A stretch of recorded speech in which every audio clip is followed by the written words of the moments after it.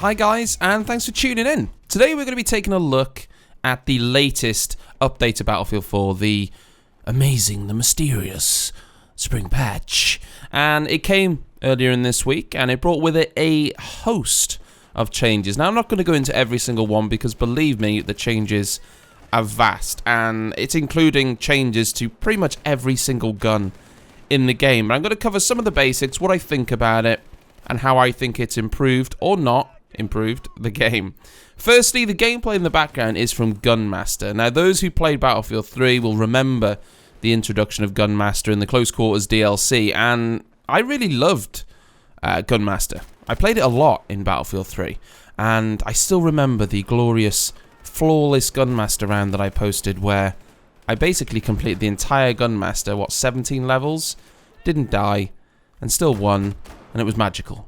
I have tried to replicate that in Battlefield 4. I've been unsuccessful so far, but this round here is probably one of the closest I've got.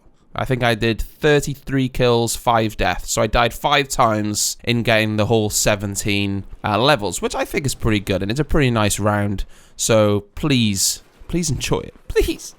Anyway, let's get on to the spring patch. Now, I'm going to say this, first of all. I don't think the spring patch has improved as much as people might want it to. The netcode has improved a little bit. It's brought forward some of the CTE changes, which is fantastic. We all need the game to move forward. However, I still get killed around cover plenty of times. It certainly isn't going to diminish that. I've been shot around cover quite a lot, actually, in the 6 to 10 hours I've played since the patch. So that has not been removed. It may have been reduced slightly, but I still notice it quite a lot.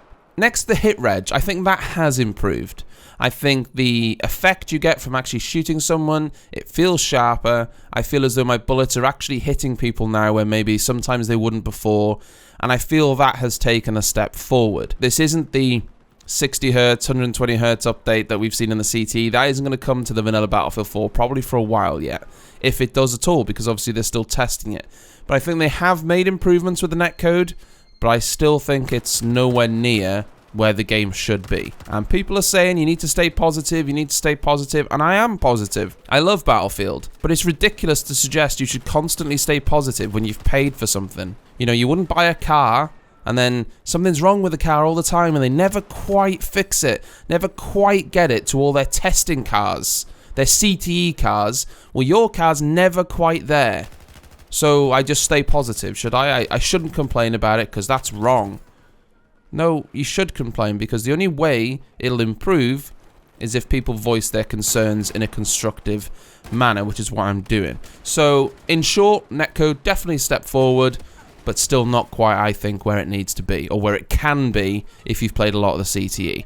So, I think the next patch is probably going to introduce a lot of that stuff. Going back to the weapons as well, we've seen a massive change to all of the guns. Essentially, they've modified every single gun in the game. For most guns, it's the starting damage drop-off range that has been increased by a few meters, and that means the weapon's sort of max damage per bullet, it's not going to start dropping off until a little bit further away.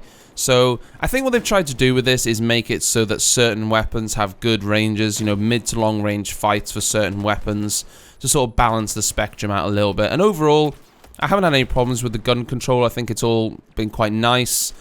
Picking up guns that I used to play with quite regularly. They don't feel alien to me anymore. I'm pretty used to them already.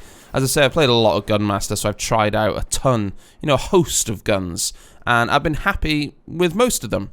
What I have noticed, and something they've updated, is the spread seems to have increased a little bit more when you're firing full auto with certain weapons. So it is trying to get you to tap fire and do bursts and play a little bit more precisely, which I think personally is only a good thing. So yay to that.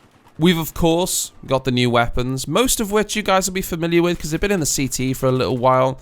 The Groza 1 is a carbine.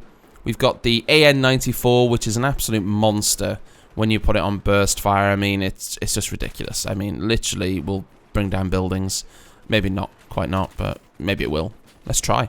The Groza 4 PDW, as well as the L86A1, which is a pretty nice gun. The Mare's Leg is the last one. It's a sidearm. It's not great, really. I mean, it wasn't too bad in the CT, but I think they nerfed it a little bit, and now it's pretty terrible. Obviously, they've added in the Gunmaster mode, which I've said, but one of the bigger changes, I would say, is the suppression model. They've changed the suppression model quite a lot so that they've made it that if you're in a closer range engagement, you're not going to have the suppression effects. Whereas the suppression effects is going to be a little bit further away. So if your opponent is further away and shooting at you, like at their optimal range of their weapon, essentially, that's when they're going to start suppressing you. Now, I'm not a fan of suppression at all, personally. I'm not a fan of something that hinders your ability to shoot somebody when they're not actually hitting you. It's a mechanic that if somebody is shooting at you but not even hitting you, you're hindered because of it. And I understand that a lot of people like it. I'm not a fan of it, but I think this new system is certainly better than the old one at first glance. So I'm happy with the new system, shall we say. One of the other big changes that you're probably going to notice is spotting. Now, they haven't changed the main mechanic of spotting. What they've done is they've shrunk the auto spot. So when you see somebody at a certain range, the game will auto spot them for you. What they've done, though, is they've reduced the distance at which that happens. It used to be 1.2 kilometers. They've reduced it now down to 100 meters. Now, what this does is twofold. It means you're not always going to have automatically spotted people on the minimap, and it forces you to actively spot yourself. You have to be spotting and, helping your team out. And if you see an enemy a little bit further away and you spot him out the corner of your eye, you're going to have to spot him yourself because the game isn't automatically going to do it if you see him. If you saw somebody over a hill, and it would automatically spot them, but that's not going to happen anymore. So you need to be aware of that, and you need to be actually spotting enemies yourself and helping out your team. That being said, I think the spring patch is a step forward. There's so many changes on. There's so many vehicle changes as well, guys. I can't go through them all, but I've picked out certain ones that I think are more relevant to how I play and what you might want to know about. I'm going to leave the patch notes in the description, though. There's so much stuff in there that you really need to check it out. There's a lot of improvements to various aspects of the game, so we can't shun that. Fantastic work in getting this patch out, but I do think the Battlefield's still a little bit off being where it should be at the CTE level. Other than that, though, guys, thank you very much for tuning in, and I will see you next time.